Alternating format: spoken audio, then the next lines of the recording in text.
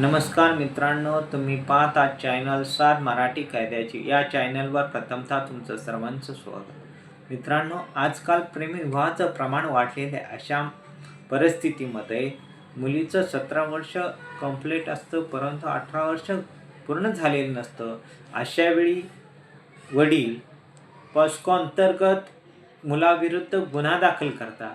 परंतु जे वैवाहिक प्रेमसंबंध हे मुलींचे जर असतील तर अशा केसमध्ये हायकोर्ट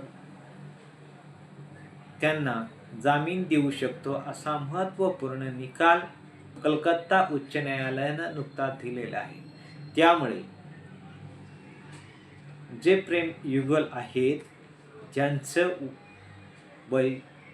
मुलीचं वय 17 वर्षापेक्षा जास्त आहे, परंतु त्यांनी लग्न केलंय किंवा लग्न संबंधातून किंवा प्रेमसंबंधातून विवाह देखील झालेला आहे, अशा व्यक्तींसाठी हा महत्त्वपूर्ण निकाल ठरणार आहे. धन्यवाद.